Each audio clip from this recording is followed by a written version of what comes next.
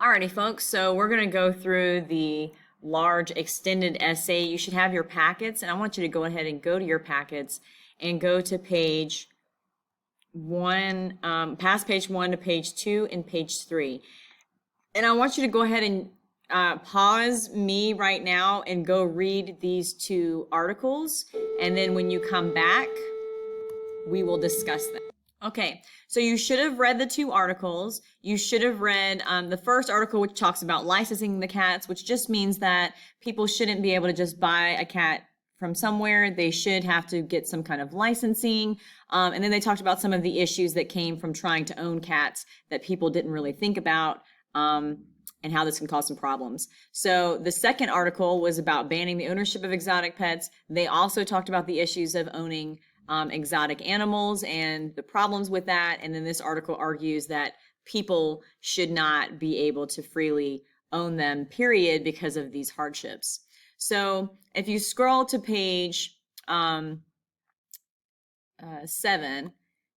this is where you're going to see the full article. So when you get on the EOC, you're going to be looking for this thing that says writing task. Now that writing task is really the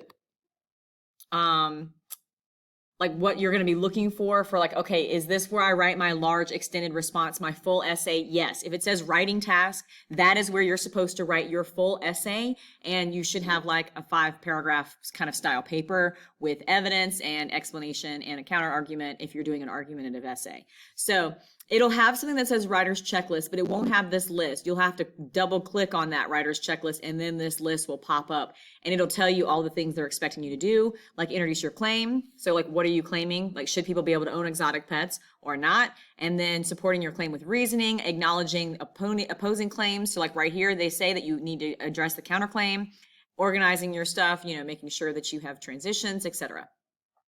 They do also expect you to identify the passages by title. In other words, they want you to do in-text citations so that they know that you need to tell which of your sources your information came from. So the question that you're answering is, should people have the right to own exotic animals? So in class, what we're going to do is kind of half build the essay. We're not going to write it, but we are going to build it. So what I'm going to have students do first is they're going to go write down. They're basically going to write their thesis. So if you wanted to do this with us, this would be a great time to do that. But go ahead and pause the video right now and then go down to just a sheet of paper and come up with your stance. Should people be able to own pets or not, exotic pets? And then come up with your 3 reasons. And remember, one of your reasons needs to address the counterclaim. So just like we did when we did our research paper, what are your 3 reasons? And the third one should be, some people say this, but that's not true, or that doesn't matter because, and then your 3rd reason. So go ahead and pause me now and then do that and then come back. At this point, you should have your stance, which is what you believe, and you should also have 3 reasons for why you believe your stance. So when you go to write your essay, you're going to have an intro paragraph that should end with that thesis, right? That should be your last sentence of your intro. And then each of your body paragraphs should be about one of those reasons. All right, so I've come over here to this page because I've made up my 3 reasons. I'm saying no, people shouldn't be able to own exotic pets because they're hard to take care of, because there's nowhere to put them if something goes wrong. Like if you want to get rid of them, there's no, what are you supposed to do with it? And then also that they can be dangerous. So I've come up with my 3 reasons. My counter argument, my dangerous, is going to go with the argument that people make that like, we need to like prevent them from being extinct. And it's like, well, animal extinction is not more important. So like I'm saying that while that may be true, it doesn't matter because like being a danger to humanity is more important than simply, being able to keep them anywhere and everywhere.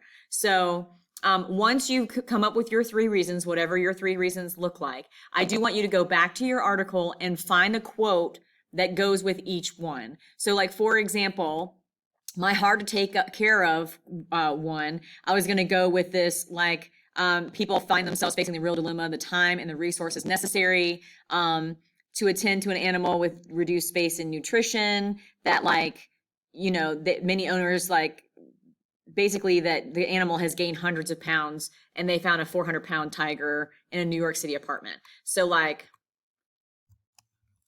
I'm going to just put here 400-pound tiger in New York apartment. There was also in the same article where it talks about even at low prices, few buyers exist for problem cats, some of which may have harmed or frightened neighbors. They, like zoos won't take them. So I'm going to say this, like zoos don't take them. Zoos won't take them. People don't want them. And then the idea of dangerous, I'm going to use my other article because remember, you need to use both. So I'm going to go to my other article where it talks about the dude who had 50 exotic pets and then like he released them into his neighborhood. Like he just let all his tigers go. So like man who released animals into neighborhood.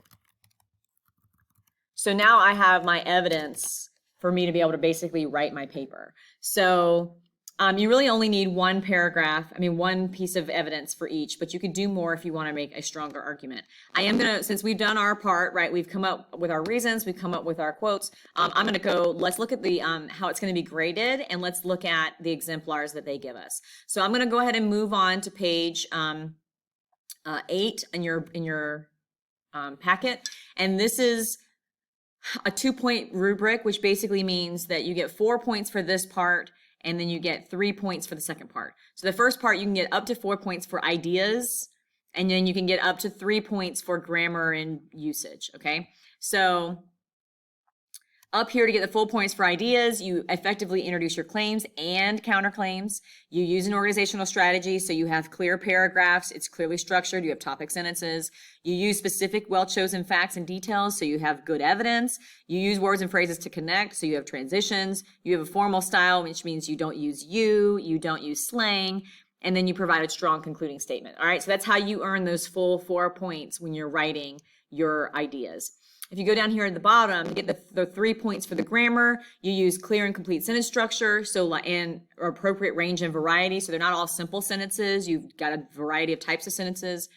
You make in-text citations, so you tell where it came from, like which passage each thing came from. And then you have no errors in your conventions that interfere with meaning. So you may have some errors, but they don't interfere with meaning, like they don't make it hard to understand. If you use a word and you misspelled it, the word is clear what you're trying to say, and it doesn't make it hard for someone to understand your paper, okay? That's how you earn the 7 points. Let's go down to page 10. And they give you an example. I actually legitimately hate their example because one, it's only 4 paragraphs. So they did a paragraph for the positives and then they did a counterclaim paragraph, and they don't actually give in-text citations, which I'm like, this is what you say is in the rubric. But according to them, this was a 7-point response for the rubric. So among the many bits of information wafting through the debate about owning exotic pets is the population of the Bengal tigers in its natural habitat, 1,700. So that's how many tigers there are. This number alone shows that there are some exotic species that need protection. They need a safe place to live that is outside the wild. So we have their stance. The stance is, yes, people should be able to own them, and it's because they need protection. So here's their proof that they need protection.